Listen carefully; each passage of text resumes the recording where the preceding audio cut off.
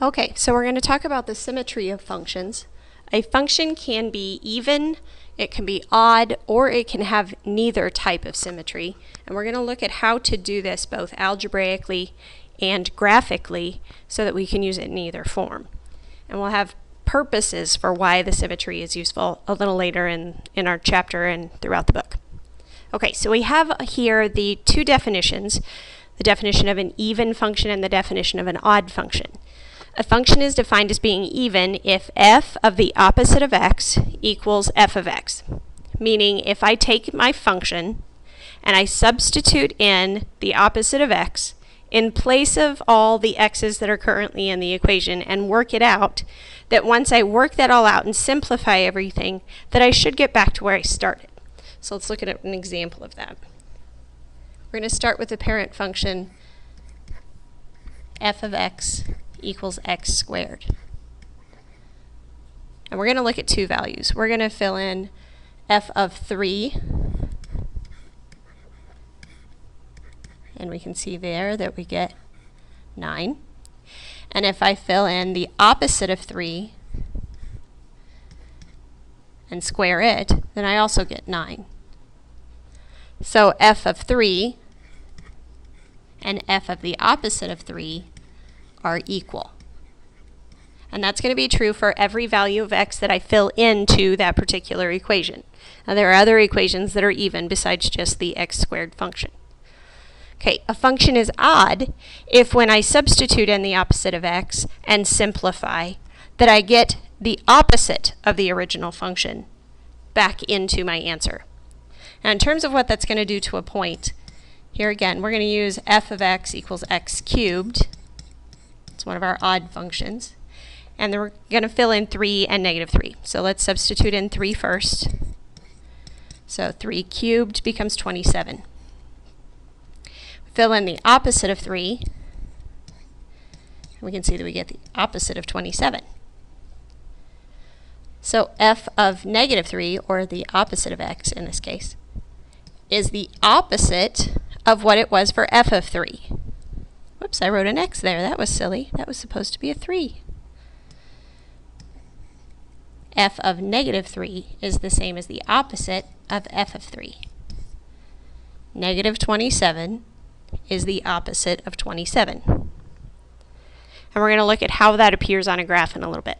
But let's look at some other functions and determine if they are even or odd. So we're going to take our original function and we're going to fill in the opposite of x. So we're going to substitute in the opposite of x everywhere that we see an x in the original equation. And then you got to simplify it from there. Okay, so in this case, f of the opposite of x equals 2 times, if I take the opposite of x and square it, meaning the opposite of x times the opposite of x, then I'm just going to get simply x squared. And then my minus 4 falls back into place. Now you should see that that matches the original function that we had up here. But these two are now the same function. So when that happens, when f of x is the same as f of the opposite of x, then we say that the function is even. Now let's look at our second one. In this case, given something that has odd exponents, exponents don't always tell you everything, and you'll see why in the next couple of examples. But we're going to fill in the opposite of x in place of x, doing our substitution. And then we'll work it out from there.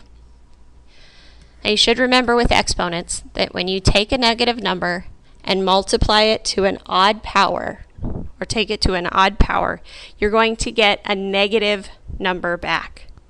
So in this case, negative x to the 5th power is going to become the opposite of x to the 5th. So when I multiply that by 2, I'm going to get the opposite of 2 times x to the 5th.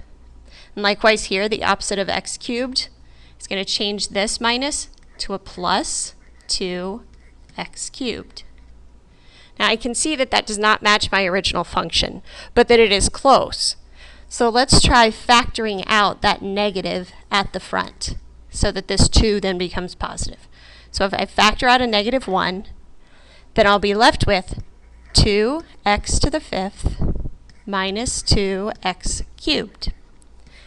And I can see then that that's where it matches my original function, that this quantity is the same as what f of x was. So ultimately what we've shown is that f of the opposite of x equals the opposite of f of x. The opposite being this negative that falls into place here. So that makes this one an odd function. Let's look at 2 more examples. All right, so we have here on the left f of x equals the cubic root of x. Take the same approach we did before. Substitute in the opposite of x. And this is going to take a little bit of thinking. A positive number, or any number, a positive number will have a square root, but a negative number does not. When we're dealing with a cubic root, though, when you're looking for some number that when multiplied by itself 3 times produces a negative number, then that is possible. Due to the fact that a negative times a negative times a negative, that 3 negatives multiplied together give you a negative. So this cubic root of the opposite of x tells us that I can simplify that and say, well, that would be the same as the opposite of the cubic root of x. One way to think of that. The cubic root of negative 8 is negative 2, because negative 2 times negative 2 times negative 2 is negative 8. Notice that's the same as saying, let's pull that negative out here and just do the cubic root of 8. So there I'd have a negative. The cubic root of 8 is 2. Notice those are the same. These are equal. So in essence, with this cubic root, we're taking that negative and pulling it out to the front, and that only works with odd roots. So in this case, our opposite of x became the opposite of the cubic root of x. Excuse me. Notice that this cubic root of x matches the cubic root of x that we had in the first place. So here we've shown that f of the opposite of x equals the opposite of f of x, which makes the function odd. All right, we have one more to do. Start with the same approach. Substitute in the opposite of x.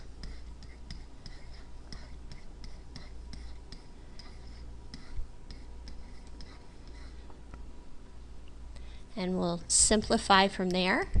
So 6 times the opposite of x becomes negative 6x. Minus, keep in mind that the absolute value bar is here, that whether I have an opposite of x inside or a regular x inside, it's going to simplify to the same value. So the absolute value of the opposite of x is the same as the absolute value of x. And remember, what we're trying to do is trying to get this to match what our original function was. So it was necessary to think of that, changing the opposite of x in the absolute value to a positive so that we can attempt to match what's in the original function. Okay, so looking at my function now, I've got a negative 6x, where in my original function I've got a positive. So let's try factoring out that negative as we did before.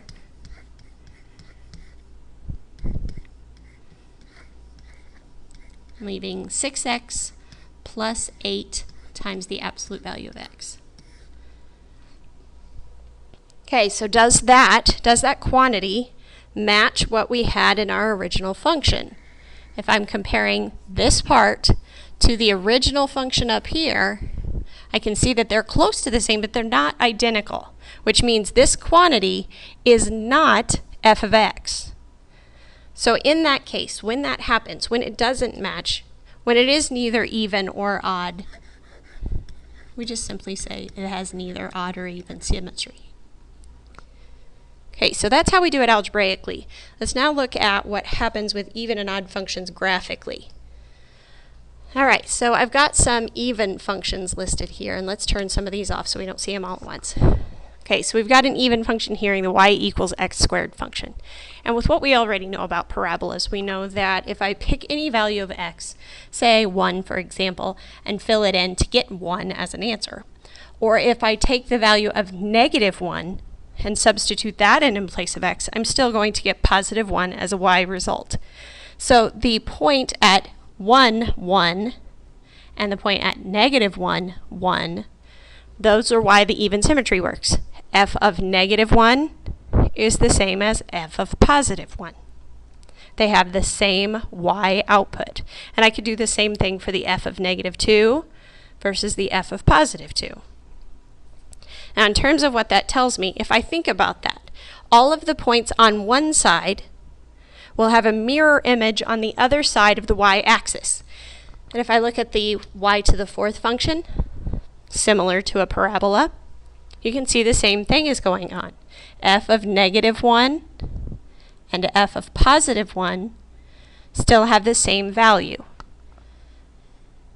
And we can look at any number of points and see that the point on the left and the point on the right of the y-axis are the same distance away from the y-axis. The absolute value function gives us another example of that. F of -4, which creates 4 as an output, is the same as f of 4. Now, what we should be realizing is that what that does is it's creating using the y-axis as a line of symmetry. Hence where we're talking about symmetry. So this is an even function. An even function will have the y-axis as a line of symmetry. The cosine function, although we're not as familiar with it, has also even symmetry. As I look at a point on the left of the y-axis, I can see that it has a mirror image on the right of the y-axis. And that's present both in the zeros of the function, where it crosses the x-axis, or in the minimums or maximums of that function. So even functions have the y-axis as a line of symmetry. Let's look at odd functions. Open that graph. There we go. All right, so let's turn some of these off and look. Let's start with a cubic function. All right, so we have a cubic function, and I know that with this cubic function, when I fill in f of 1, I get 1 as an output. When I input 1, I get 1 as an output. Likewise, if I put in -1, I get -1 as an output.